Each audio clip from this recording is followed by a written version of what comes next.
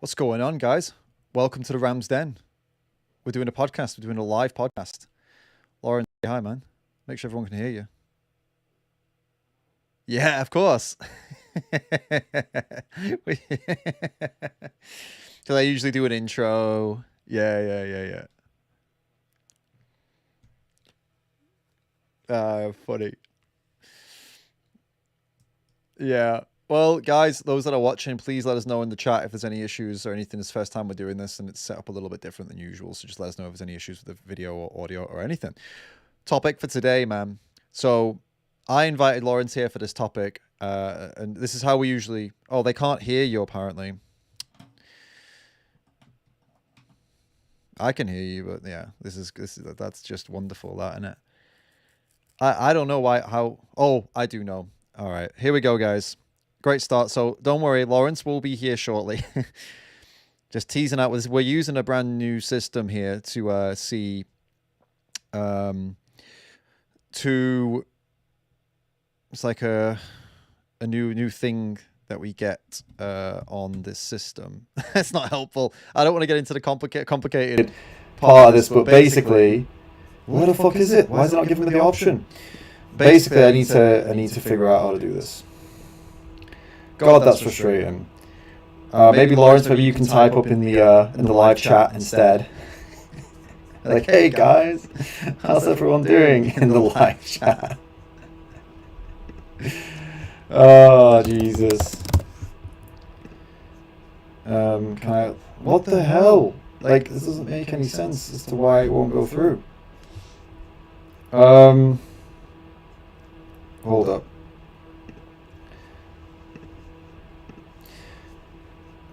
Yeah.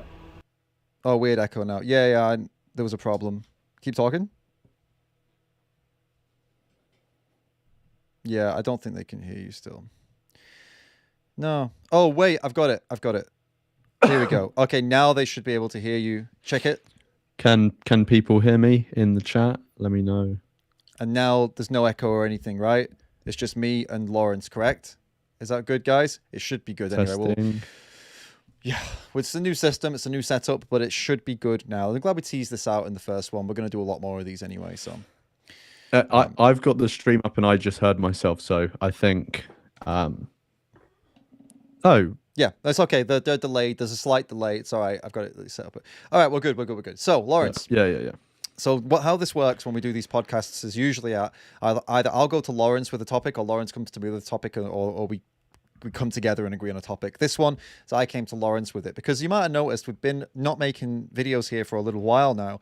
It's partly because we've both been very busy and doing other projects, me with more animal rights projects, Lawrence with a combination of animal rights and antinatalist projects. And so we've just been a little bit stretched. But the other reason, I think you'll agree, Lawrence, the other reason has been the juice we don't sometimes feel the juice is worth the squeeze.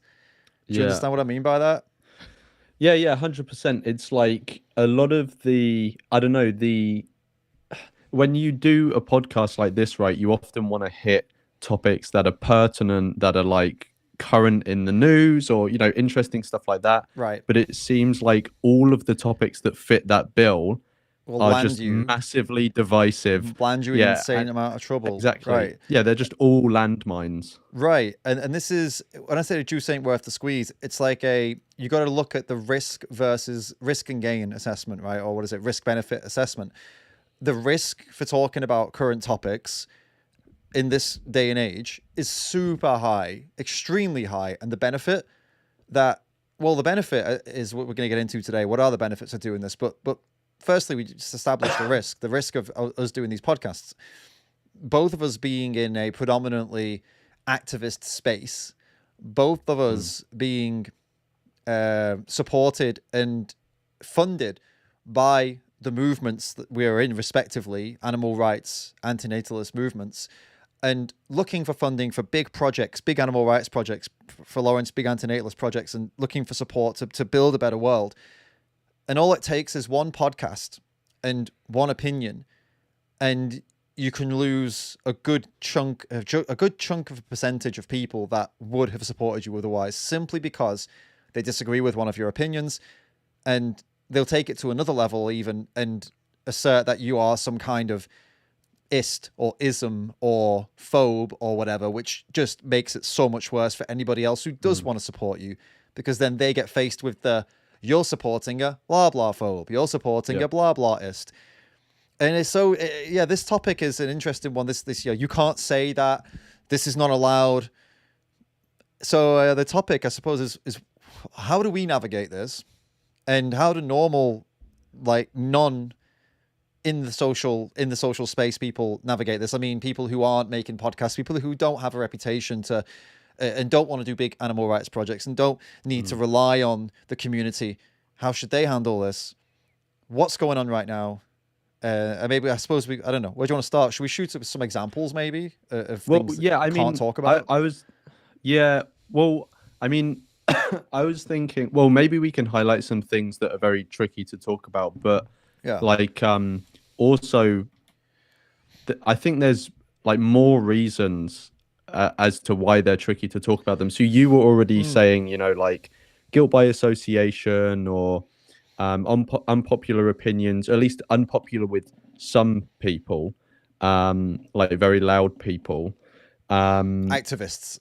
Activists. The exact people that we work with every day. That's what I mean. It's like a time bomb, man. It's just a matter of time before it pops off, right? But then there's other stuff. So there's also a lot of the censorship that goes on, at least on YouTube, is because of YouTube sensitivities, not even the sensitivities of the people that we're specifically in the same communities as, right? So that's like a whole nother level. So you've got like YouTube censorship, shadow banning, whatever you want to do, demonetization, etc., etc. You've got all the stuff internal to the like vegan or whatever community, basically any community that's concerned with some sort of change in the world for goodness or whatever. And then you've also just got you know, there can be like personal things. So I know, at least for me, on some topics, like I'm I don't know if scared to talk about. You what? Sorry, I just thought that was your point. I'm right. Is that some like kind I was trying to say I'm vegan, but it's just a cough came out with just some dust. Or it's like one of those old African languages with the got it. We can do that for the whole podcast if you want. we can learn a language. But yeah, continue. So I didn't mean to derail you. If you remember what you were saying. So the last thing I was going to say was it can be like personal things. So I know specifically for me, that there are some topics that I wouldn't call scared to talk on, but I'm reserved to talk. I'm like reserved about talking on them publicly because I don't feel I know enough. Right. So if someone wants like an example, so one example now, and I'll try and talk about it in really general terms, but still enough so that people know what I'm talking about. The current conflict in the Middle East, right? Very recent, very touchy recent in terms of the flare up. Obviously, it's been going on for ages, but like very touchy subject. In terms of the short, the background and the context. Yeah, it's been going on for a very, very extremely long time. The conflict, but the blow up recently is if I'm not mistaken, it's the worst day of it, either ever or as far as I'm aware. Yeah, exactly. So that's why it's blown up in a big way. But not knowing, I mean, who does know enough about that? Even that's the thing. You know, the best scholars out there who've studied the hell out of this are still missing nuance and are still missing things, and they're all debating too. So what chance does the average person have? Right? No, exactly. And I feel like this example is is a really good. Well, I've just got to make sure everyone from all different languages and backgrounds is understanding me. No, so I feel like this topic, and also another, maybe the perfect example is I'm not even sure if it's okay to say yet, but the disease that happened a couple of years ago, like honestly, I still don't even know where we stand with YouTube on it. But I think that is the perfect example because you have YouTube censorship around that topic. You have, just personally, I don't feel like I'm informed enough to even be able to give like a super informed opinion in public and No. stuff. So that makes me a bit reserved. I have my opinions, but Right. in terms of being able What to are cite they? loads of like research and stuff, no, I'm not getting into that.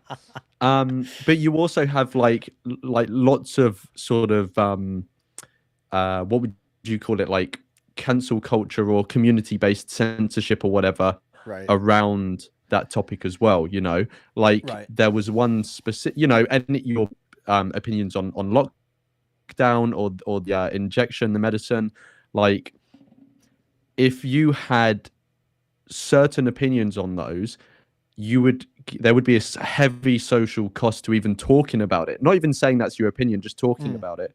So I feel like that is a very good example. I think the conflict in the Middle East at the moment maybe will come that. I Mm. don't think the YouTube censorship has really started to happen. Maybe it has and I haven't seen it. Mm. um Right. but Right. yeah, there's a few examples that have happened recently, like the Mm. disease and maybe the Middle East soon, which are really good examples of this, where it's just like it's really hard to have any opinion in public, Right. and not get loads of shit for it, whatever your opinion is.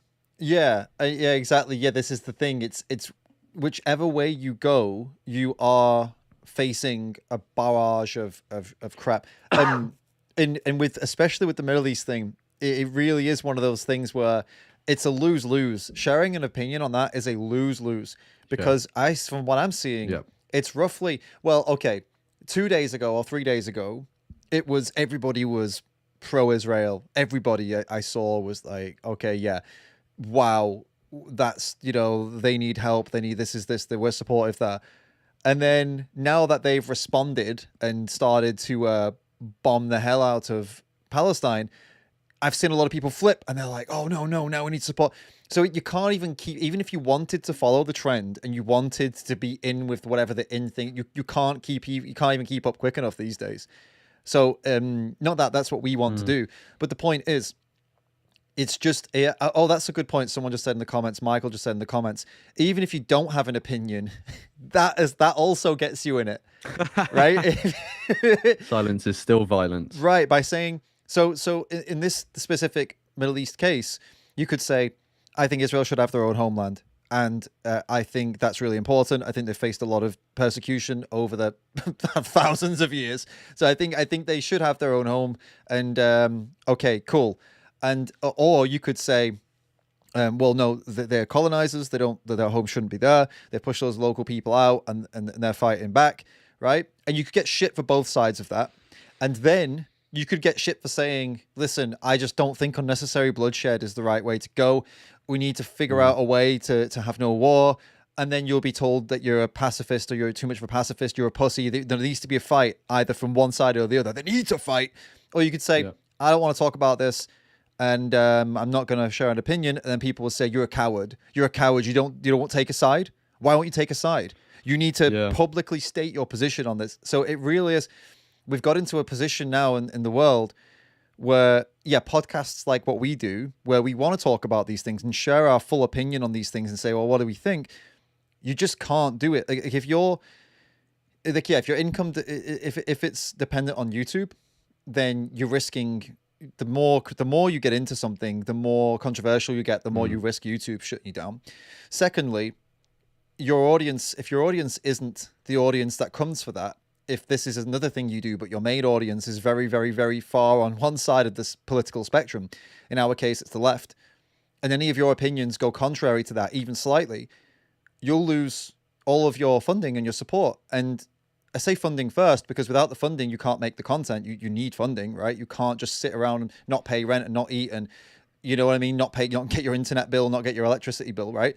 And then even if you could get that, if you lose all the support, then your content is going to sit there stagnant because nobody's going to watch your videos or share your videos. And then you almost might as well not bother because no non-vegan's going to see it. YouTube's not going to serve up your content to non-vegans without the vegans first interacting with it.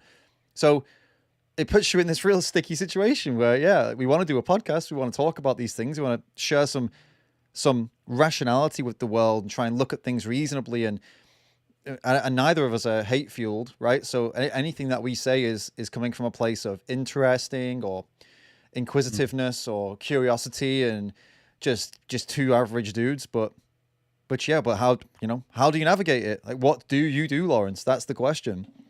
How to proceed with this podcast and in Well, general you speaking in public. you take a break for 6 months. That's what you do.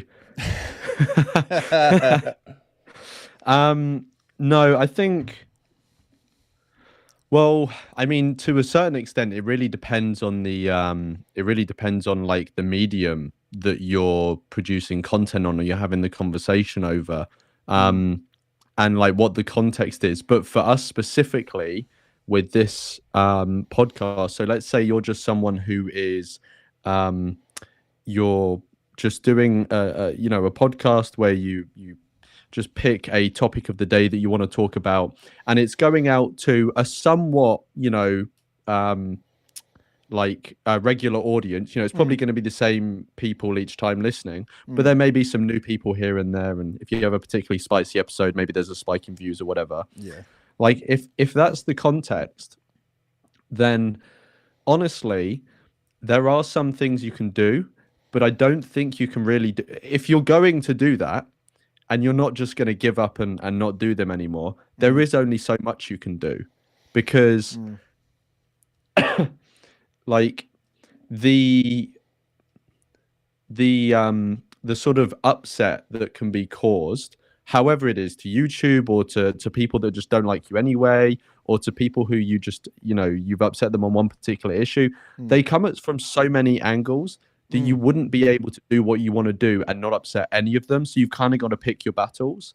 So This is it. Yeah. And then some would call that, this is what's banging around my head. I believe in free speech, right? I think it's important that I think any successful society, any society that hopes to have real freedom, needs to have free speech. You can't have compelled speech. You can't have speech controlled by government. You shouldn't anything of. I don't go to the absolutist level where it's incitement of violence is also free speech. I think, well, no, because then you're crossing a line into physical harm. That's different, right? Into telling people to physically harm others. I draw a line at some level, but I don't believe you can have the government knocking at your door because you did a tweet that said a spicy opinion about something, right? So I do believe that, and then. So this is where I'm stuck, is that with this podcast, and you probably agree here, because I mean you've operated anonymously on social media before to be able to say the things that you thought were important, right? So you also believe in sharing opinions and free speech, and so I guess the point is we've got two choices to make with this podcast, and I guess in general life, right? One of them is to be a coward and back down and self-censor because for the sake of something that, like for you, antinatalism is and animal rights, for me, animal rights, because we say, you know what, that's more important, and we self-censor ourselves to try to maintain that work, right? Or we make an example and say, no, we're not going to self-censor ourselves, because there needs to be a diversity of opinion within the groups that we are in, and people need to learn how to handle a difference of opinion between each other. And also the public needs to learn that people within this world are not one-dimensional, that they have other things they like to talk about. Like vegans don't only talk about veganism. They don't only talk about animal rights. They also care about other things, other topics. They care about conflicts around the world. They care about current things going on.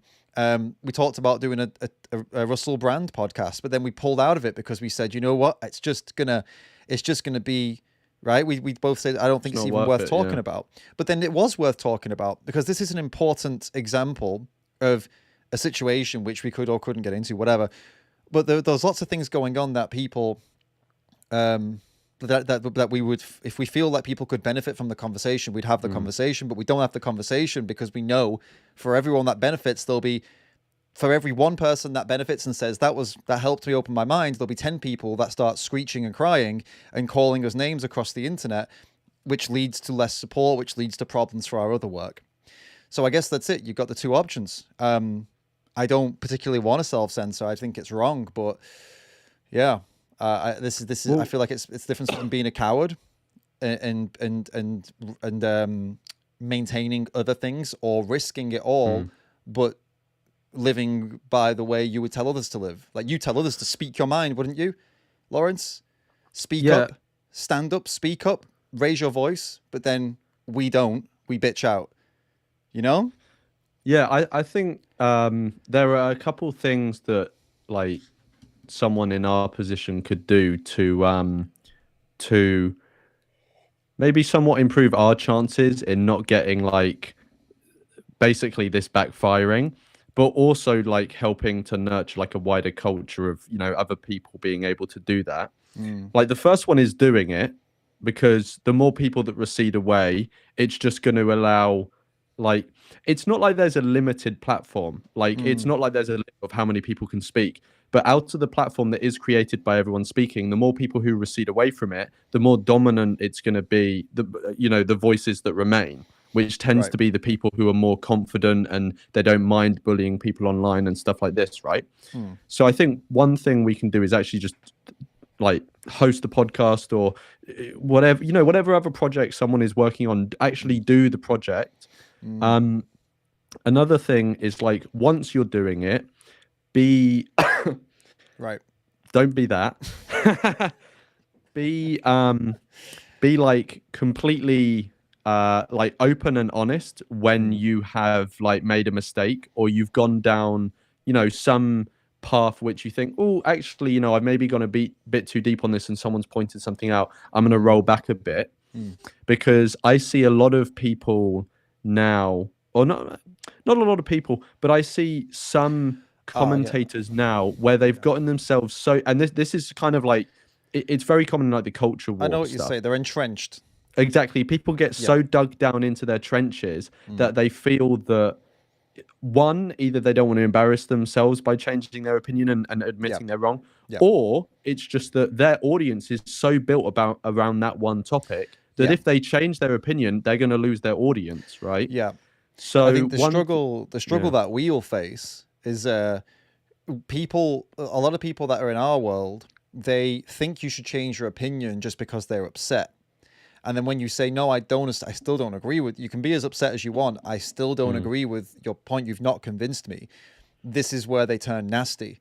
And this is what we face, specifically us. But yeah, you're right. I mean, you and I are definitely open to having our minds changed. It's just when we don't, where the problems start. And actually a good example of someone who is entrenched, by the way, if anyone's wondering like, who we're referring to, Ben Shapiro recently has gone absolutely wild on Twitter, basically calling for the complete extermination of pretty much everyone in Palestine. Like, he's absolutely lost his mind. And I haven't been following this. Is this after his Piers Morgan interview I saw he did? I didn't see that. I've just seen a couple tweets where I'm like, oh my God. Right. And he had one tweet. Somebody had asked him, he keeps going on about that this Hamas burnt babies, right?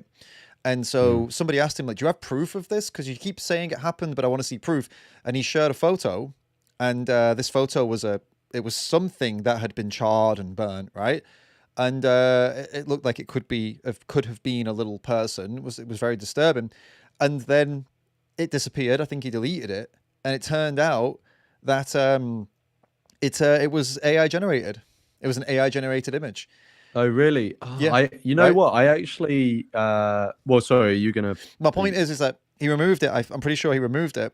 And then from what I've seen, people have been asking him since then, like, okay, do you actually have the evidence? And he doesn't, but he's entrenched now. He said it happened, so it happened. And that's that. And now you could never convince him to be less aggressive at this point. That's his point. That's his position. That's what he's taken. And you're right. These commentators, especially, well, it's any side, either a left-wing commentator or a right-wing commentator, you're going to really struggle to find any of them that are level-headed enough to change their mind on something that would go against their core audience, basically. Yeah. So, just chucking another one in there. That one was intentional. So, yeah, I feel like, so actually do the thing that you're hesitant about doing. Caveat, obviously, if it's a good idea, don't just do anything. Like, there are some dumb ideas. Then when you actually do it, be open about changing your mind and stuff like that, because I think that even though the people who are the people who would try and harass you and stuff like that, even though those people aren't reasonable, you at least maintain a moral. Like, one, it's just the correct thing to do to change your opinion if someone shows that you should. But also you maintain like the high ground there. So if anyone ever picks you up on something, you can say, well, look, like when I had this interaction with someone, which was a negative interaction, like I always maintained integrity, not dignity. Yeah, integrity. I was going to say dignity, but that's the wrong that's word. also I guess it also works. Yeah. You can say that. It's just in today's world, today's climate, integrity doesn't win you any points anymore. I don't think people respect integrity. I feel like they respect a spectacle. And when you don't give a spectacle, or if someone else shouts louder than you and they seem to make sense, but you make sense, but you don't shout as loud, or actually you decide to take the high road and don't comment, people see that as a loss, and then they come harder after you. I've noticed this is kind of how it works. True. And you may come up with examples which counter this. But I would suspect that people who go hard and don't maintain integrity probably end up being flashes in the pan, if you get what I mean. Yeah, I don't know, man. Based on the world as it is right now, look, I think right now stupidity is monetized to such a level that I don't agree with you, actually. Man, if you take a look at the most famous new famous people now. Actually, I can think of a few as well. Right. Yeah. They're complete, like, I'm going to put this out there. I'm just going to say it as clearly as I can here. They're complete and utter fucking morons. I'm talking complete. There's no other words to describe some of these famous people right now. Some that I've come across like TikTok stars. What's the other streaming service that people use? Twitch. Dude? Twitch stars. They are complete, utter idiots. And all they do is scream and do stupid shit on camera. And they're millionaires. Like half billionaires. We're talking, they're earning insane amounts of money. So I don't agree with you, man. I feel like integrity is a quality that is becoming less and less valuable the longer social media is around for. And taking the high road is seen as a sign of cowardice now. Massively, if you don't get down in the trenches. Why do you think that is? Why is it seen as a sign of cowardice? Because as in what, yeah. Why is someone being the way you've described? Someone who just digs down in the trenches, someone who doesn't maintain integrity. Like, why are those people seen as worthy of attention? Because well, it's a spectacle, and everyone loves a spectacle, and there's no bigger spectacle than somebody who takes a side and does everything they possibly can to defend that side. Nobody, look at outreach videos, right? Look at the biggest, most famous vegan outreach video you can pick up, and you'll see it's the vegan entrenched and most likely not being very reasonable, or at least not giving away many points. Now look at the least viewed ones, and you'll find a lot of them are more interacting with that individual on a you and me level, like, hey, we're in this together, man. We can have a conversation here. I can agree with you sometimes. They're boring. The ones that pick up millions of hits is when the vegan is not unreasonable, but just doesn't give up any ground. When it's like, no, you're wrong, and here's why.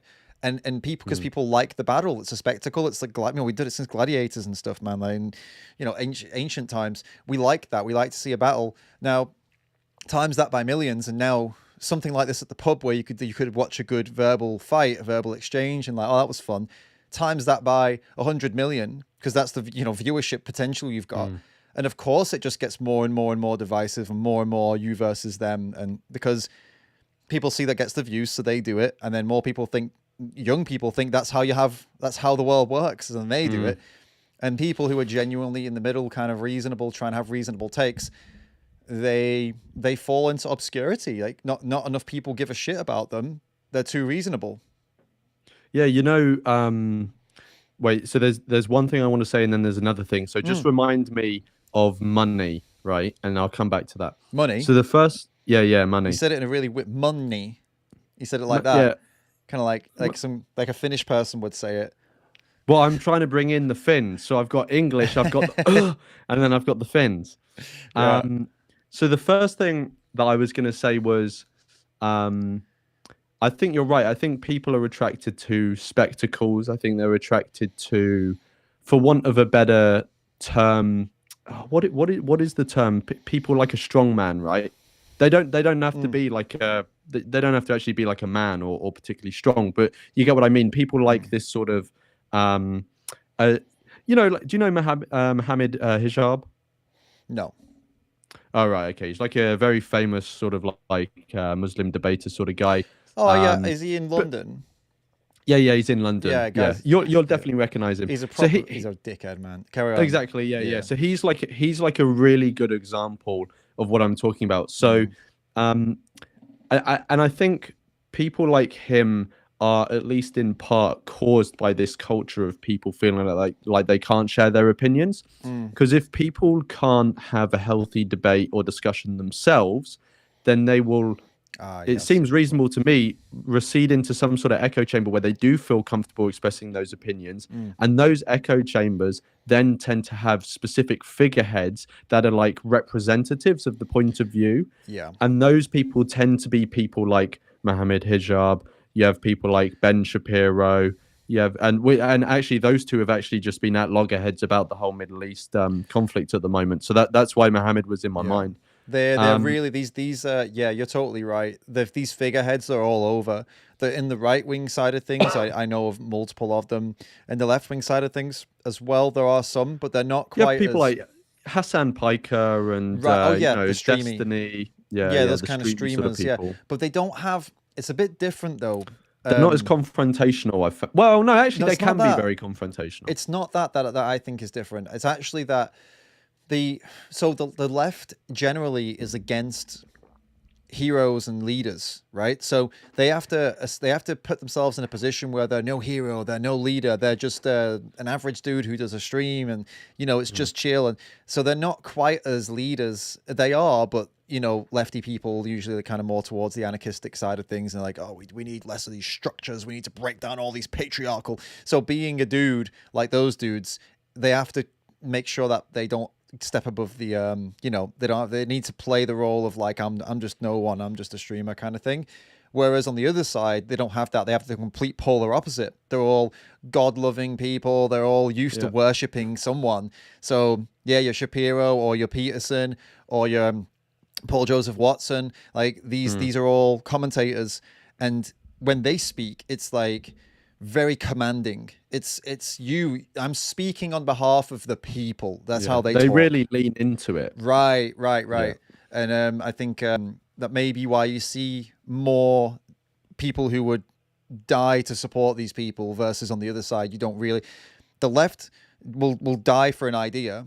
I think people in that world. The right will fall on the sword for the person they love so much. This like there's a really good. I still have money in the back of my mind, so remember that. I've got it. There was one really good example that happened.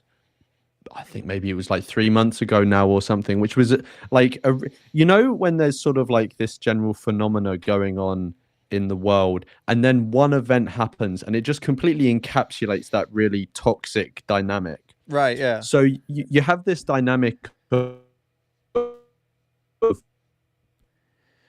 FYI, I don't know if you can hear me right now, but your internet is dog shit. I don't know if you can hear me, but it's really, really bad. He just completely it's all spazzing out and lagged and delayed, and still got nothing. Still got nothing. So yeah, I will while Lawrence is having a moment, while his connection is having a deficiency, probably due to veganism, of course. I'll tell you what we're doing. So we're doing a podcast, and there we go. He's gone for now. I don't know how to fix that. We'll just see. Try and bring him back in again.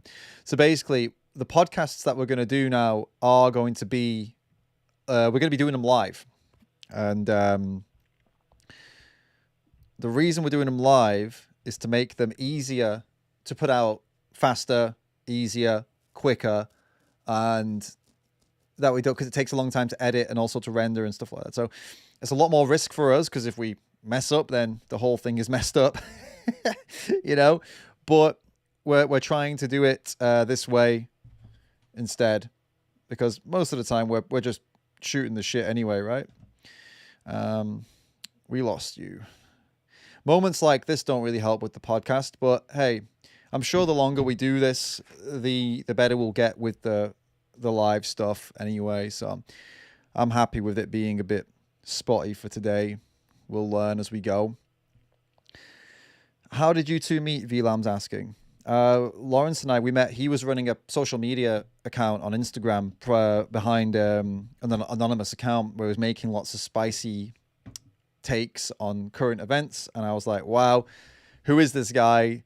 Found out, DM'd him, found out he was a vegan, found out who he was. And then, yeah. So we met there. And also, Robin Hoodster, thank you for the tip, mate. So the way it works with tips is that please do send them. We will respond to them, but if the conversation's going, we don't just stop it and respond. It will be when there's a moment, like now. Oh wait, I just noticed my lights aren't on. I thought I put them on. Anyway, Robin Hoodster, a good tip for Canadians since Trudeau censored social media in Canada: use VPN and change country so you can post news articles. That's a good point. That's a really good point. You should definitely do that. Thank you, Robin Hoodster. So use VPN so you can still access the articles that Canada's trying to block. It's disgusting that Canada's blocking, to be honest with you, blocking that. Absolutely sickening. That's an example of the opposite of free speech. Lawrence, you here, by the way, man? Can you hear me? All right, that's not good. Lawrence, we can see you.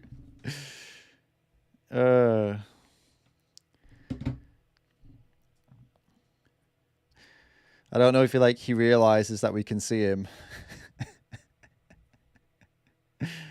Is he froze again? Oh no, he's not even here. Oh my God. Okay, well, I think it's his connection, because ours is fine, right? I'll boot. Oh, I guess we're back now, hopefully. Oh my goodness. So Streamlabs just, my streaming software just completely and utterly.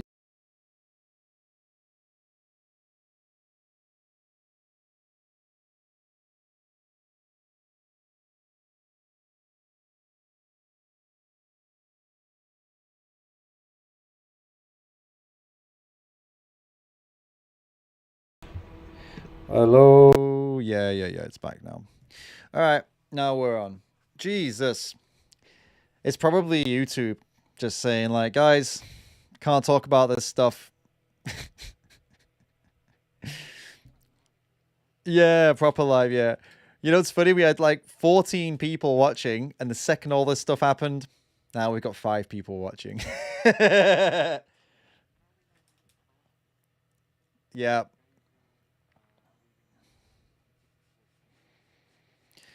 And Mehmet as well, and yeah, the guys who are properly into this. Oh man, I don't even know what you were last saying. To be honest, yeah, go on then. Oh, good. Let's go.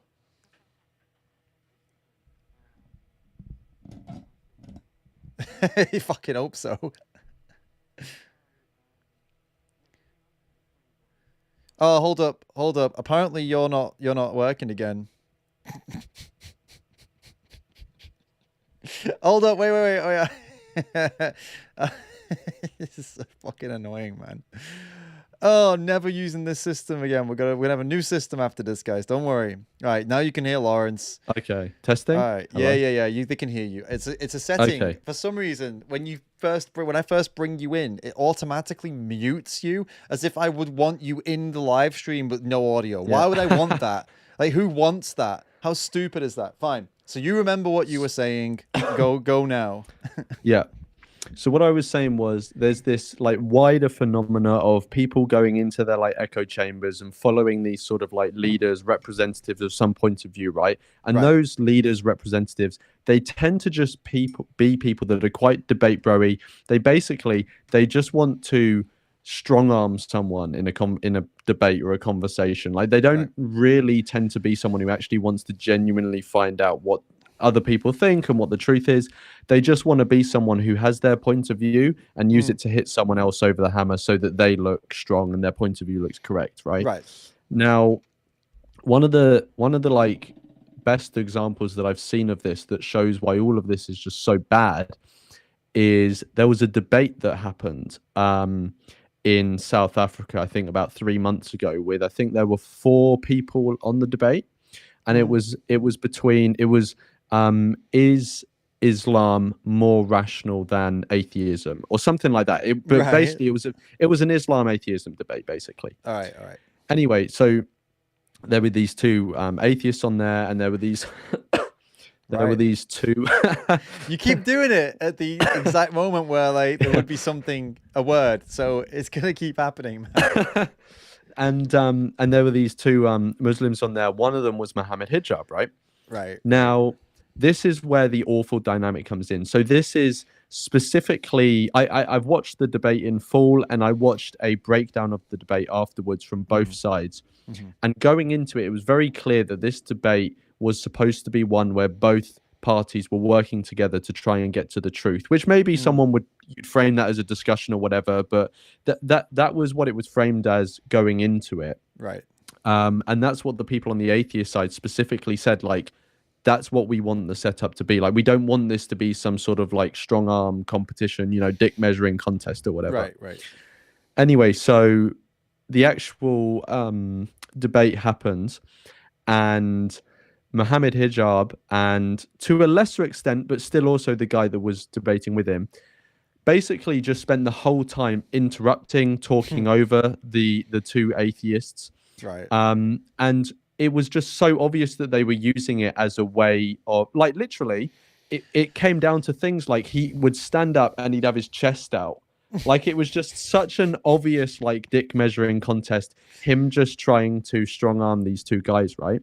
Right. But what had also happened, it was very obvious from the audience that basically all of the audience was just there to see Mohammed Hijab. Right. So the dynamics that I think are relevant here is that you've got one guy who basically has like a captured audience that just comes along to his events. Not really, it seems, by how everything was going on in this debate, not really to like actually hear a genuine difference of opinion, but basically to fanboy over the person they see on the internet, right?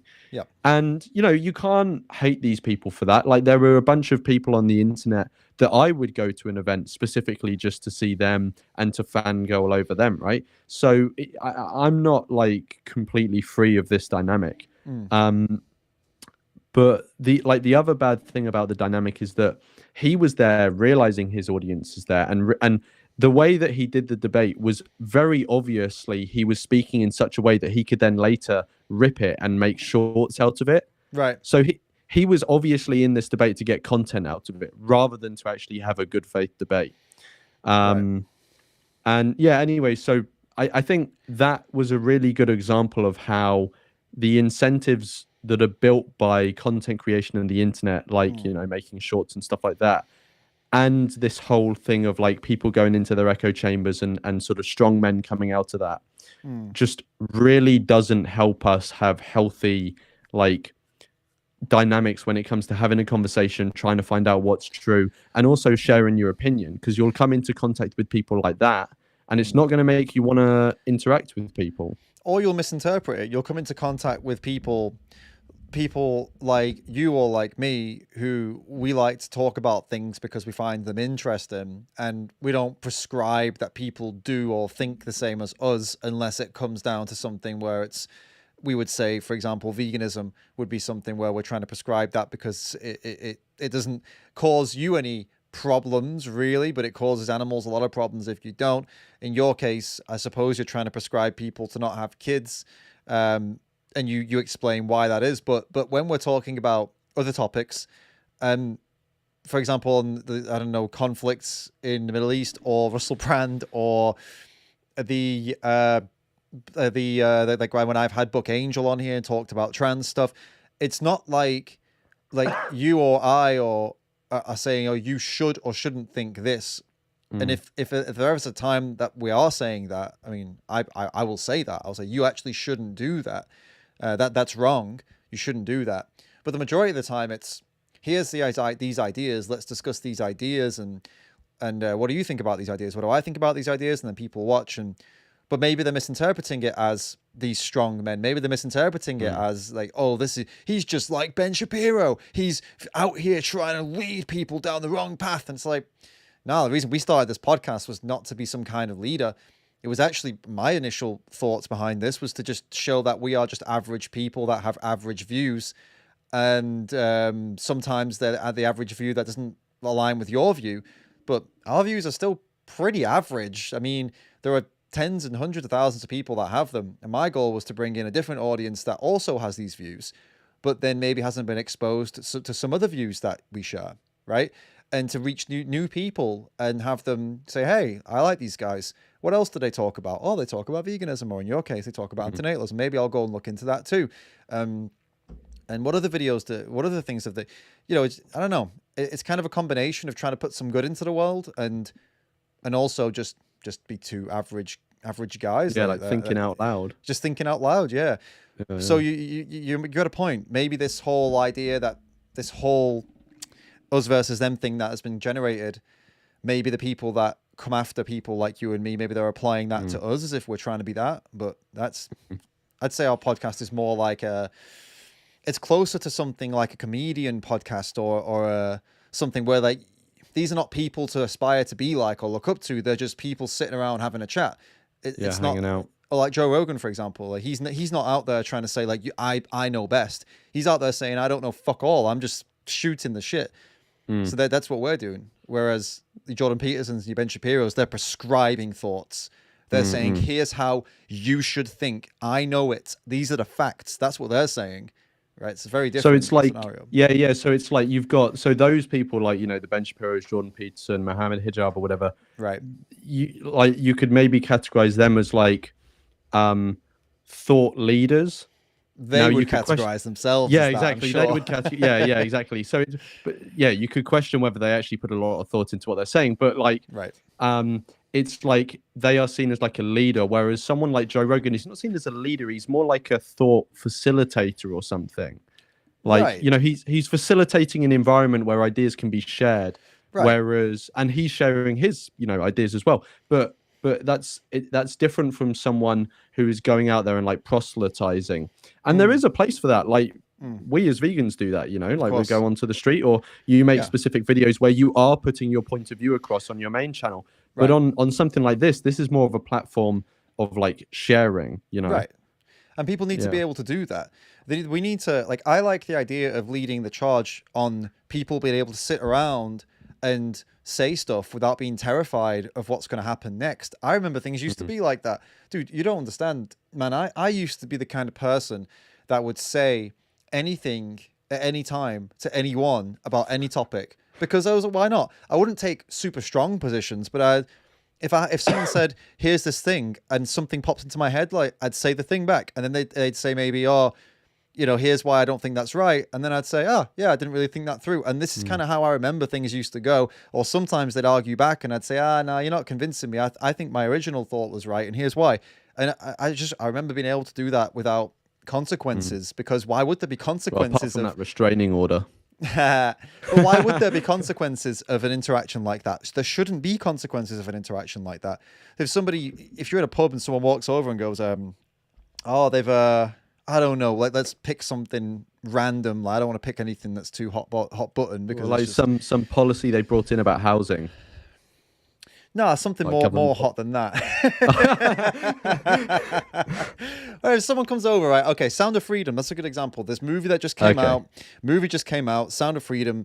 You should watch it, by the way. I've watched it recently. Finally got hold of it. It's not a very good movie. It's not very well made, but it's a very important movie. It's based on a true story about child trafficking, right? So someone walks over to me, imagine in a pub, and goes, a friend, and goes, hey, have you heard about this movie that's been going around? This fucking Sound of Freedom thing. Oh, it's so QAnon. It's all conspiracy theory. It's complete nonsense. Oh, it's so stupid. And I'd be like, well, have you seen it? No. well, I actually saw it, and it's based on a true story. This guy actually saved children. You know, I think this guy's a good guy. Now, like, this is two people that have opposite ends of a point. And we should be able to just be like, yeah, okay, that's interesting. Do it back and forth. But in the public eye, just me saying that now, and I believe that, by the way, it is based on a true story. So I do think this guy was a good guy, and I think what he did was great, and it's real what happened with these kids. So it's a good movie. I recommend it. Just that the wrong person gets hold of this section of this podcast, and it's all hell breaks loose. Why? Because I think that, like, I have a different take on a topic that you have. Like, you think it was a conspiracy, and I'm telling you, no, it wasn't. It was real, and it's like actually recorded as real. Like, why can we not just come together and work this out? Why does it become you're also a conspiracy theorist? You're a bad person. You're this. You're that. Like, this is how it goes, right? Well, I think there's probably like loads of reasons for why, you know, this sort of toxic dynamic has at least it seems to have become more prevalent recently. And I think like one of those is that when we started to be able to connect with people in large groups online, so basically social media. Social media for sure is, yeah. Exactly. I think we covered this earlier on, though, just in the same podcast. Like, as long as social media is around, this is going to get worse and worse and worse. Stupidity is monetized. Yeah, but that one reason why I think it's become like worse on social media, why this phenomena, one of the reasons why this phenomena has come around on social media is because of the like effort it requires someone to interact with someone else, if you get what I mean. Right. So let's say you say that thing you've just said, but you say it in person at a pub. The people you're saying it to have made an effort to come and speak to you, right? Right. So you would probably be saying that at a pub, sat at a table with either your friends or some acquaintances who have spent energy getting to that place, right? Right. So given that you're saying that in person, you're likely saying it to people who have spent energy trying to come to you to speak with you. So they're likely people who either care about you or they, well, I don't know. I might blow that out of the water. I'm sorry to say. Maybe not. No. But I mean, just based on what you're saying, I've got an example for you. Listen to this, right? So I'm going to navigate this because it's a complex. So basically, the whole Russell Brown thing, my God, the Russell Brown to freedom, the Russell Brown thing went down, and one of my friends, a close friend who I've known for a very, very, very, very, very long time, a topic came up somehow, and I shared an opinion on it, which I guess I won't do because it require a whole other podcast. And he didn't like it. Now, it wasn't, you can imagine what kind of opinion it would be. I'm not a bad person. I'm not an evil person. I would never wish what happened to any of those people to happen to any of those people, right? So it's not like that's what I was saying. You know what I mean? But I had some questions and some things that seemed unanswered, and I brought some of these points up with them, blah, blah, blah. Long story short, over a 2-day WhatsApp conversation, in this conversation, at least 2 or 3 times, he made it out that he started to assume negative intent of what I was saying on things that only a monster would believe. Do you follow what I'm saying here? Like only a disgusting piece of shit would believe what he was trying to insinuate that I believed. Like, for example, that one of the things that Russell Brand allegedly did wasn't bad. He was trying to make it out like I was saying it wasn't bad. You know what I mean? This is where the conversation got to. This is somebody who knows me inside out and knows I would never, my friend's got 2 daughters. I would never wish that on any woman in the world. Like, why would I think that wasn't bad? Like, what took you to that point? And all that took him to that point was he made all these assumptions based on, the conversation, which was a perfectly reasonable conversation to be having. But this is where people go. So even your best friends, if they don't like what you're saying and it's making them question, and they don't like the questions you're asking, they don't like that you simply accept everything as it is reported by the media, then they assume that you're approving of what's been allegedly done. And even a close friend who knows that, what scumbag in the world would approve any of that? That's not what's happening here. you know. So it kind of blows what you said out of the water in a way, to be honest with you, man. Because yeah, people will jump to horrible conclusions about you if you don't toe the line, if you don't follow the narrative, you don't say what you're supposed to say. Even the closest people to you will turn on you. This is the Yeah, world we're in. true. Yeah, true. But I feel like you like one key thing about that is even though you know that guy really well, Mm, and to be honest, I am surprised someone who knows someone else so well would react like that. So I don't know yeah, what dude. was going on with him. Like almost 20 years, man. But it doesn't surprise me that that sort of interaction happened over WhatsApp, All right, right? Like reasonable. that sort of interaction is more likely to happen. I've got What? another one for you then. Okay, yeah, but I've you got can another pick one in the. person, bro. No, I know, but so you can pick specific examples, but would you agree that it's way less likely for these sort of reactions to happen in person than they are to happen on social media? This is my Yes, point I'm trying to of make. course Yeah. I would agree, but I would also like I have to mention that I'm not saying they're impossible. Let me tell you an example, another example, right? I won't say it again because it requires a whole podcast to discuss, so I'm not going to say what I said. However, a friend, a supporter, somebody who reached out to me when I was in a really, really, really bad time some years ago with like the Save movement and stuff. He was working for the Save movement, and he reached out to me and said, you know, I think this is horrible what they're doing to you, and I fully support you, and I'm really sorry for all of this and da-da-da. So this is, you know, this is a guy who turns against the masses, and you know, when Save was coming for me and stuff, and he was like, no, I'm with you, just to let you know, right? In person, he's also a climate campaigner, right? I asked him some questions about his narrative, about the climate change narrative, because I obviously, I've unanswered questions. I've actually been referred to some really, really smart people on this, and I'm yet to ask them.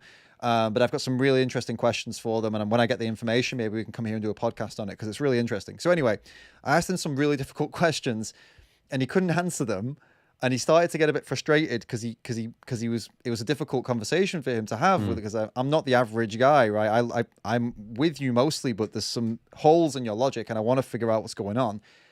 And eventually, after about 10 minutes of, are you going to answer my question or what? He said, well, you're a climate denier.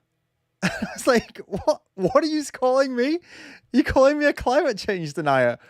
Bro, I'm asking you questions about climate change. Why are you assuming I'm a denier? And it was like, I was like, dude, I can't believe you just called me that. Like, do you think I'm a moron? Like, what's wrong with? And it was crazy, man. It was crazy. I actually was lost for words for a second, like laughing, but also lost for words. Like, is this your just go to? This, you know me, man. But this is what I'm saying. Like, we're at this point now where I don't know. People seem to have lost the ability to have a conversation without jumping to a negative stereotype of them. They just put you in a box immediately. Oh, you have questions? You're a denier. Oh, you have questions here? You support all this abuse to women. Even people who know you face to face, man. It's insane. How did we get here? What happened to just, I don't know, what happened to just like, just being reasonable and figuring out, you know? But the original point I was trying to make was that, so I've just ruined your point. I'm sorry, but I needed to make it clear that it you know, it's easier on social media, but people are also starting to do it in real life. That's what I'm trying to say. I agree. Yeah, my original point was that it seems much more likely on social media because the interactions seem to be much more low effort. Like it's much more low effort to see a tweet, not investigate it, and reply straight away with an accusation. Whereas in person, it's much harder to do that because the person is right there. Even if you want to react in that way. So, for example, maybe if it went a bit better with your friend, if you asked a question and your friend said, you know, you're a climate denier, and then you said, well, no, hang on, this is why I'm not a climate denier. I was just asking a question, etc., etc., etc. I did. That's how it went. Now, yeah. But what I'm saying is, if he was more reasonable, he could then have said, okay, I get what you mean. Maybe I flipped out a bit much there. You know, let's like do some research together or whatever, right? It was unsaid, it was unspoken, but that's pretty much how it went. Yeah. And, you know, in contrast, for example, I said the exact same thing to somebody else at the same, to someone else I know, to two other people I know who are also massive climate activists. And they responded in the complete opposite way. They were both like, whoa, All right, that's a big ass question. It's way over my head. Let me speak to my guys who study this kind of stuff. Maybe we can put you in contact. That was the response I got from them. So you see what I mean? It's not like the question I was asking was just so wrong. You know, it was actually it's a good question. And like I said, I won't ask it here because it will just open up a whole kettle of vegan fish. So we'll save it for another podcast. I don't know if that's a speciesist thing to whatever. But yeah, it's an interesting question I wanted an answer to. So we'll see how that rolls. And I had a point. Well, I can do the money thing. Myself out of it. Are you still trying to go with a point? Am I just interrupting you all the time? No, it's a different point. I was going to talk about the money thing. All right, go for it. But it is a completely separate thing. So if your thing was related, then you do yours first. I think it was no, well, it's go. Yeah, just go. It's all good. Yeah, my money point was just like something interesting so I was listening. So this will seem unrelated, but it will be related. So I was listening to a podcast yesterday. I had the point. Sorry, go on. Okay, sorry. you go. I'm so sorry. I'll be quick. The money thing you said. Not the money thing. The ease of doing how it, the easy effort it is to interact. Yeah, absolutely. So here's a good point that I was thinking. You're so right on that, because these days, right? So imagine I say something in one of our podcasts and it's spicy. For example, the interview I did with Book Angel, where it's right here on the channel. I'll repeat what I said. Basically, all I said was, in a very, very TLDR, too long didn't read nutshell, I don't think children can consent, which I don't think is a controversial thing to say. Children should not be given consent to anything that can harm them, right? Meaning, things of a relationship nature, which I think we all agree on. They shouldn't be able to consent to that, right?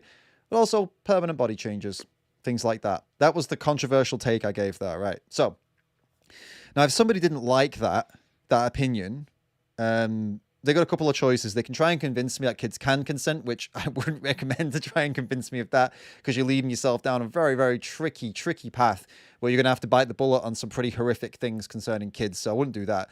But you can try and move me closer to another side and like convince me it's for their own good, stuff like that. And we could have a conversation. That's one way. I've been open to that. I've seen some stuff. I'm definitely, not as hardcore on one side as I was before, whatever, blah, blah.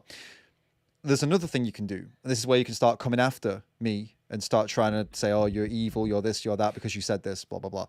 Now, the effort, Lawrence, this is where the effort comes in. It takes a lot of effort to reach out to me and try to talk to me like another human, right? So that's takes too much effort. It takes a lot of effort to treat me like another human being and assume that, we're just all trying to do our best out here, right?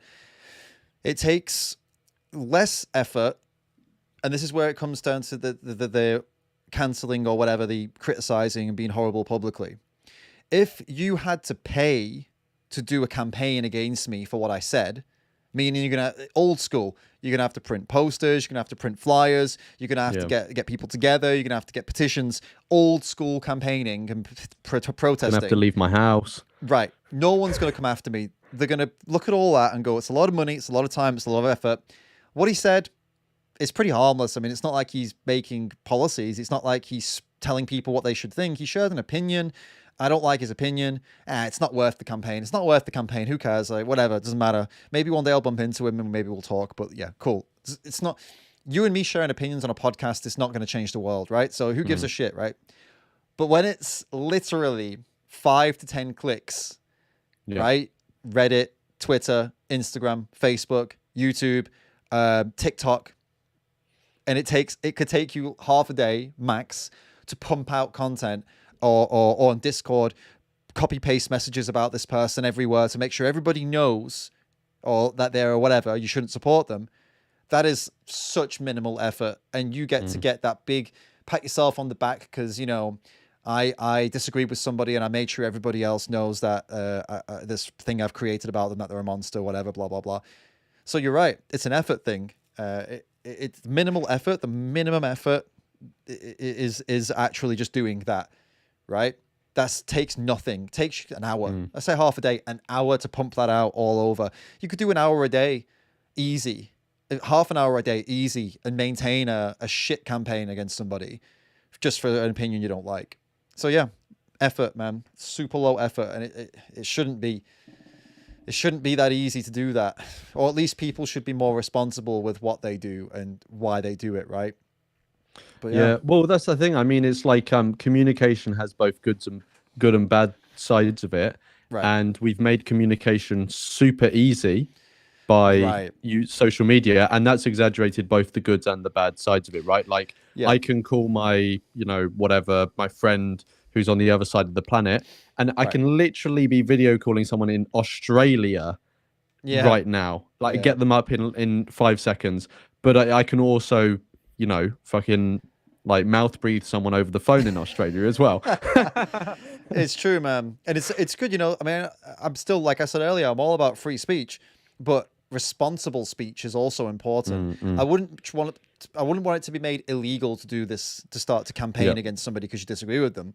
But I would want us to highlight how important it is to be responsible. If you're going to try and do a campaign to ruin someone's life, you better make damn sure that you've established that they deserve to have their life ruined. I don't think I deserve to have my life ruined for anything I've said online. I don't know about you, mate. Whatever you said online or things you're responsible for, but bloody hell, dude. Thousands of hours of content. I don't think any of it requires me to have my life ruined, right? And have people hate me. And so, but yeah, minimum effort. So go on, money. Yeah, so the money thing was, so the point of the story just before I start it is that it, how we were talking about, all of these sort of like really negative ways of people interacting with each other. Like interacting with each other. Yeah. Like really negative ways of people interacting with each other, learning as well, and holding each other accountable, because it actually is good to hold people and care about accountable in certain ways. Hold people accountable. Exactly. If you know, you know. But like the if George Martin's watching, but if yeah, so like it's good to do that, but like the modern forms of doing that are not as good. Right. Anyway, so like with all that in the background, that all of those dynamics are what now, and I'm not making an anti-natalist point here. This is what like new kids are coming into, right? Right. And so I was listening to a podcast yesterday. It was actually a personal finance podcast that I listened to, run by this guy in in the north of England. Okay. And he had Deborah Meaden on. You probably are aware of her, right? Yeah. One of the dragons off Dragon's Den. Yeah. There she is. So basically, for anyone, who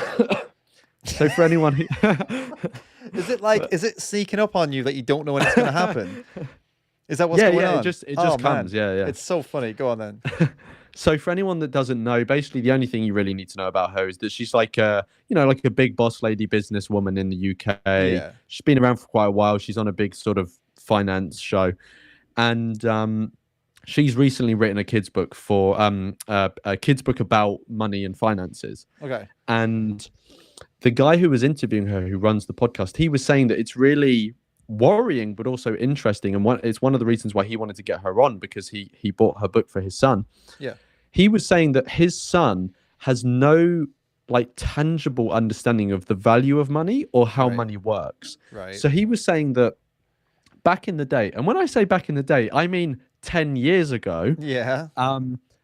Money was mostly a physical thing. You had you had a coins or you had a note. So it was much easier for a young child who's still learning about the world to go, I have this coin. If I want that thing over there, I have to trade this coin for that, right? So they understand the value of money, because it's like once I've spent it, it's physically gone. Yeah.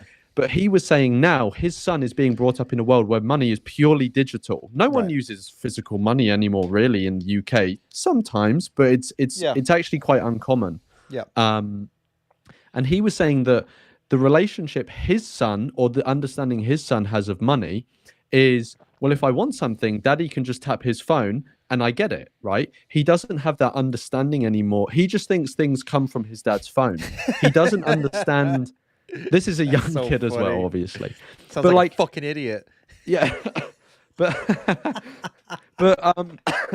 this is one of the values of giving kids either chores to earn pocket money or giving them pocket money, because they understand the value of money, right? Yeah. They understand that it's this tangible thing and it's a Like, yeah. finite thing that you have, you know.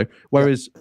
Whereas kids nowadays, that they just see it in a digital form. Yeah. You have a card or you have a phone, you tap it and you get the thing. You're not Yeah. actually physically giving anything away. And I think the act of physically giving something away teaches kids a great lesson. Right. And he'd obviously made this observation with his kid. And the reason I'm bringing this up is because that is a modern phenomena of money becoming digital that detracts from a lesson that a kid will learn. And I Right. think it's the same with communication. The communication landscape at the moment is really not a healthy one for a kid to be learning about communication in. Now, obviously, the situation isn't as bad as with money, because kids will come into contact with forms of communication all the time that are perfectly healthy, like with their parents or in person at school, all of this sort of stuff, the traditional forms of education, the traditional forms possibly. of communication. but but like that wouldn't be a healthy one though. Yeah. Yeah, sorry. Go on. But like it's because we've been talking for a while now. My voice is slowly Get some starting water, to bro. die. Get some But, water. Get some honey. Sorry, agave. Get some agave. But like a lot of the communication or ways of learning that kids are being exposed to now are online on TikTok or on Instagram or just YouTube, you know? Yeah. And I like, honestly, good luck to people raising kids in the modern environment, because it just seems like it's such a toxic environment to raise them in. 100%. Communication, 100%. like money's even a hard thing to understand now for a kid. Dating, obviously not for kids, but when they're teenagers or whatever, like the dating market. Oh my God, I would not want to be grown up now. Yeah, for sure. I actually made an observation on this earlier yesterday or today, where this monetization of stupidity that I brought up earlier, it's especially damaging kids, because if you look at the comment section of vegan posts now, and especially on TikTok, but also Instagram is pretty bad too, you'll see that most of the accounts, when I get a bad comment or a silly comment, I often will quickly click through to the account, see what kind of account is it. Usually it's private, but usually you can tell how old they are by their bio and what kind of image they've got, because there's certain trends within certain age groups, right? Like anime images are quite common among kind of gaming community, and then so you can assume they're probably pretty young. And then you've got other things they put in the bio and the way they write, and you can tell that's not like a 30-year-old, it's most likely a 15 to 17-year-old. So anyway, you can kind of assume. And the things, what they think passes as a good comeback or a good argument, I want to use the hard R word here as to what they are. Not what they are, but the comments. To think that is a solid thing to say back to a vegan message or whatever kind of message. Yeah, it's a hard R. It's moronic. It's extremely Ruffians. moronic. Huh? Ruffians. What's ruffian? What does that mean? You haven't heard ruffian before? No. I Oh, don't it's know what like it scallywag or whippersnapper. No, You know, I'm it's not like an using old that. school. No, I know. I was making a joke. Yeah, so obviously just a the shit reason I joke. don't want to use the hard R is because I don't really see it as any worse than saying moron or stupid or idiot, but I know YouTube probably would, and also Yeah. people find it uncomfortable to hear, so whatever, I won't do it. But the point is it's really bad. Like, they're really, really fucking stupid. They think a good comeback to a vegan point is just to put in a copy-paste response that lots of other people put, or a meme that lots of other people use. Their way of communicating a back and forth debate now is basically just memes and certain emojis that are also kind of, they've become memes, like a combination of emojis that is almost a meme itself, or a phrase that is almost a meme itself, because it's because memes are memes because they're so commonly used to express a certain feeling or whatever, or belief. Emojis have become that a little bit, and then sometimes a sentence itself has become a meme. And this is how a good chunk of today's young people communicate online when they see something they disagree with, which is just, it is so, like you said, it's extremely damaging. This is the world they're in. But yeah, the lessons, they're not getting the right lessons. They're not getting lessons in how to actually like talk to each other. Maybe they don't, I guess in person they don't talk like that, but how would we know? I don't know, dude. How many 14, 13-year-olds have you bumped into and been able to ask them, do you have conversations with your friends, or do you just share memes to show how you feel or what you're thinking?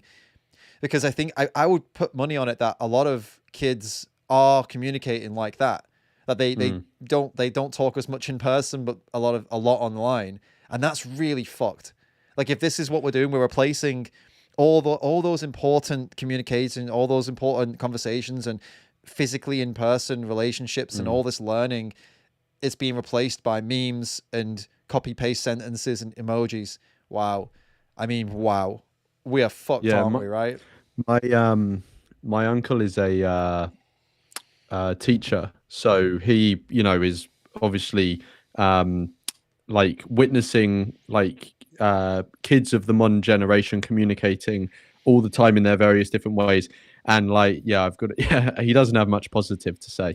And then I've also got cousins, and like I'm not like massively involved in their lives, but whenever I see them, you sort of get a vibe for how they communicate and stuff like that. And it's a lot of Snapchat, a lot of Instagram, a lot of judging things on likes and stuff like that. Yeah. Which I was like on the cusp of that when I was growing up, but like it was nothing like it is now. Yeah, it's just a completely new way of interacting with people. Everyone is like a mini influencer. It's almost really... like everyone has like well, I don't know. I think that's a good way of putting it. I think that's a really good way of putting it. Everyone is a mini influencer.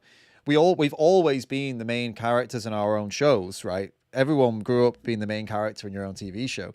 We all pretended we were Spider-Man or whatever, so we've all done that. But now you don't need to pretend anymore. You can be a celebrity. You can have people, thousands of people, know who you are and appreciate what you have to say very easily. So you're right. Every young person now is a little influencer, and I guess they're judging each other by the follow count, judging each other. Oh, she unfollowed you? What a loser! You're out of our group now, kind of thing. Stuff like that. I imagine that's how it's going down, and I imagine this is also a big reason that, in general, it's all together, isn't it? It's all social media. The more it grows, and the more people that are bought into it, and the more it has more and more of an impact on the people that weren't born into it but are adapting to it, the worse things are going to get. I mean, I don't think I've ever seen I take this back. Here's the thing. You would imagine, check this out, that these campaigns where they try and take people out for an opinion they don't like, right? You'd imagine they would be driven by the youth based on what we're talking about here. But check it out. Prime example, Jordan Campout, vegan Campout Jordan. For those that don't know, he's the founder of a big vegan festival in the UK. He just did a speech about this exact topic. Go and check it out on the Vegan Campout channel. The speech, I was there. It was amazing to see it in person, and he did a really good job. So he was getting campaigned against based on mostly lies, actually, but also some things that he'd said or done that some people didn't like, so they kind of used it to try and take him out, cancel him, blah blah blah. And the head of that, the ringleader, is actually I don't know if he said it publicly, but she is the wife of somebody who's very, very well established in the vegan world, and she's not young. I'm talking somebody who's been involved in animal rights for 40 years. That was the ringleader. That was one of the people coming for him hard. That's honestly embarrassing. I mean, I don't know all the details. I can maybe guess who it is, but I don't know all the details and stuff. But honestly, the fact that I just feel like it is public. It is public. Sorry, because he said it in my podcast. He said it in my live stream. It's Ronnie Lee's wife. Yeah, I kind of guessed it would maybe be. So when this is all going on, so this kind of attitude, you'd expect these online campaigning against people for things you don't like, blah blah blah, to come from the youth, but it's actually it's also, I mean, it is coming from them a lot, but also it's the complete opposite end of the scale too. Like people who've been around for a lot longer are getting involved in it. So it's an epidemic that social media has caused, and it's going everywhere. Maybe it's a personality type then, and the social media allows that personality type to behave in a certain way, because it's like a lot of things, right? You know how like the rise of incel culture is just an example. Like there were incels before the internet, but they couldn't link up and form All right. communities. It's only since the internet that they've been able to actually like organized, or I mean, not that I don't know like if incels actually organized, but this point, group though. does organize, these little campaigns and stuff. So like someone, like that may have always had that personality and maybe had those feelings, but they didn't have a way of being able to do anything about it. And social media has allowed them to do that and allow them to connect with other people who want to do that. Yeah, possibly. So it could be a personality type that is sort of that's getting they get the ability to actually express this kind of if you disagree with me, I feel that I should go out there and that you don't deserve to have that opinion. That opinion that you have means that your life needs to be ruined because I don't agree with it. This kind of attitude, these people have been around probably for a while. Yeah, or I lost an argument, therefore you must be destroyed, kind of thing. Yeah, you're right. Yeah, they've been around, and now they've got this really easy, low-effort way of trying to enact the justice they think that this person deserves. Or these perceived victims deserve justice from this person's words. This person said something on a YouTube channel that's 2,000 subscribers, and he said, Lawrence Anton, he said this sentence in a 2-hour podcast. He said a sentence that one sentence. It's too dangerous to be out there. It's pure violence, and now we need to rile up, get a campaign going, shut him down, get all his progressive followers to realize that they shouldn't support him and not watch his videos and unsubscribe. And if they don't, we're going to tell them they're just as bad as him and blah blah blah blah blah blah blah. Do you not think it's just I don't know. Do you not think it's just a bit like I think we've actually, this is territory we've already been over, but like.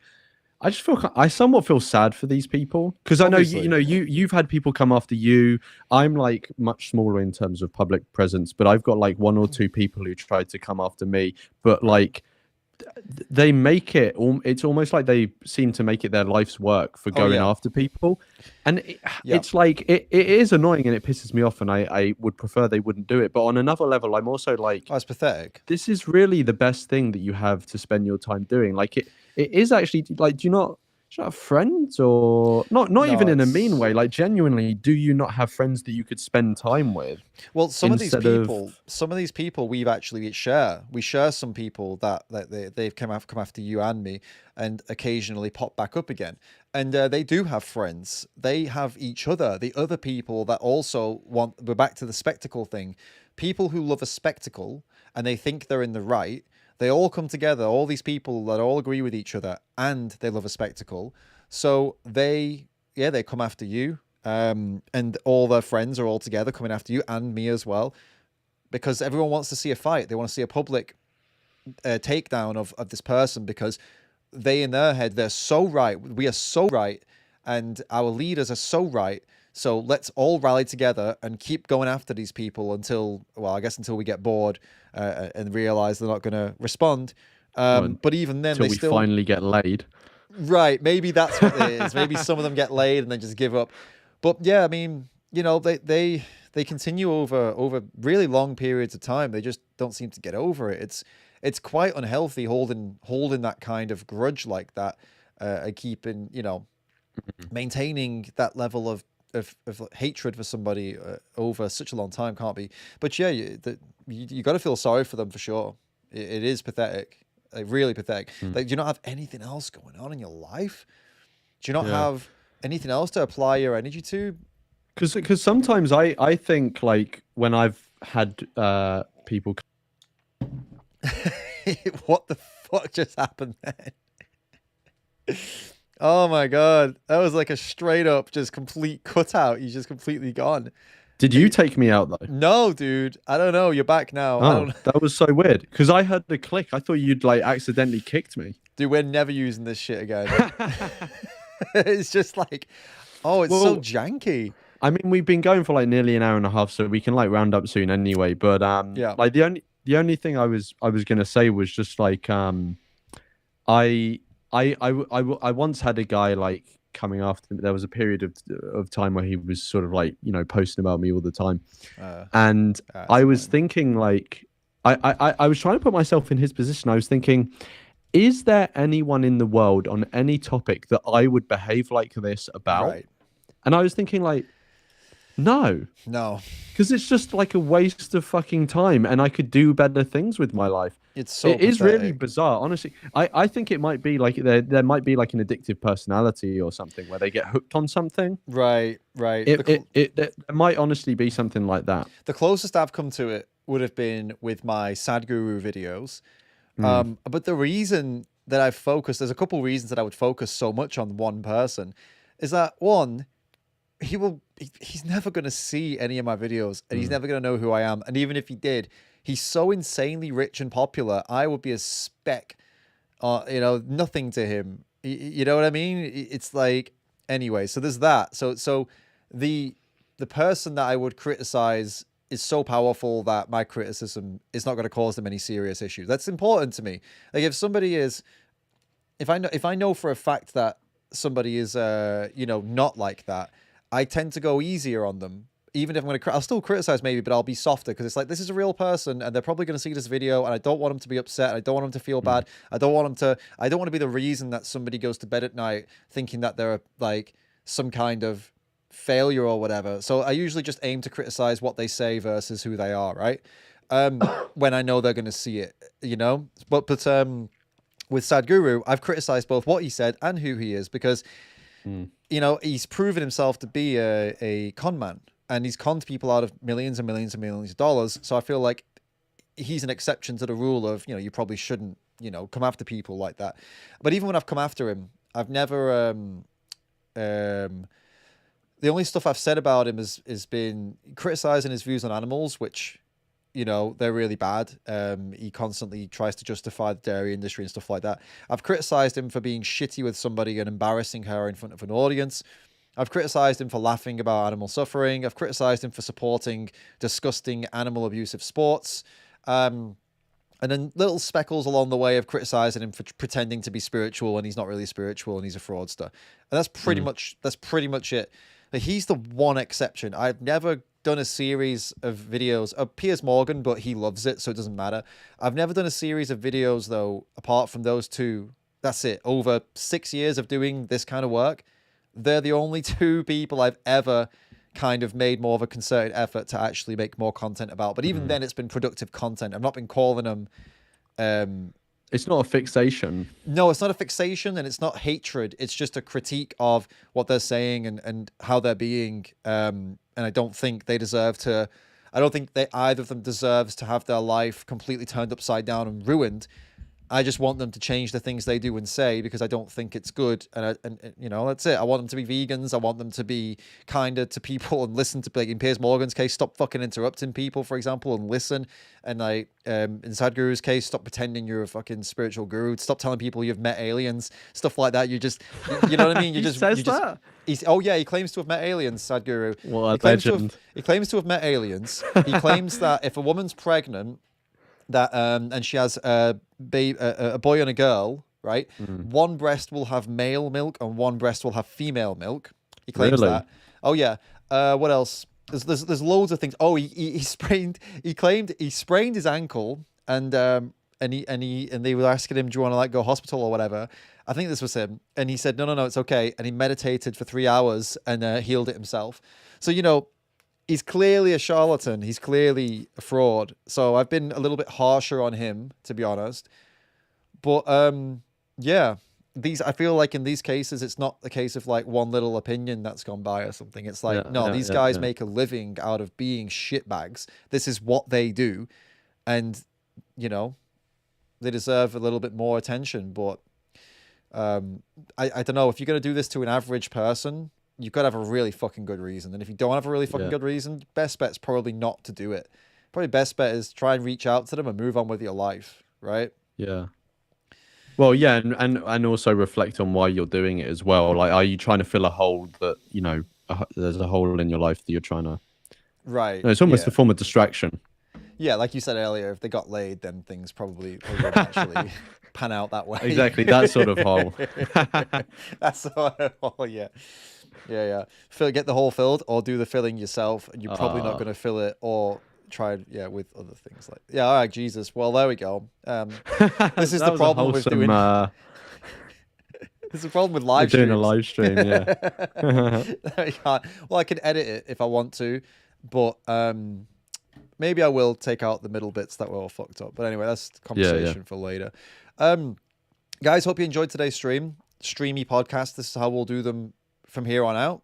So you'll get it all raw like this. If we say anything bad or messed up, here it's going to be, no hiding it. So it's a good reason to keep coming back, isn't it? Hey, you might catch us out one day. You might find out we're both actually not vegan.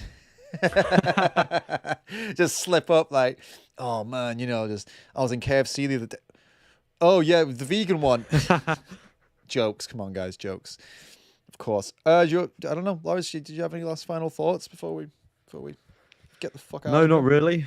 No. Just I guess just I don't know if people have specific topics they want to see. Maybe they can. Is there a specific place that it's easiest to send them? You can do it in the comments under this video. Actually, that would be really good if you guys. There's like 19 of you here right now, so it'd be really great if when the video finishes, if you get down under the video and just say things like, just say what you thought of the stream. Just give us your opinions. Tell us how much you love us, because then it helps YouTube see like, this is some activity. This is cool.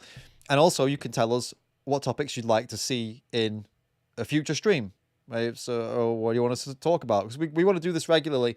I think this is a better idea to do regularly. We can do this more regular than what we were doing before. So yeah, we'll be able to do that. I'm repeating myself.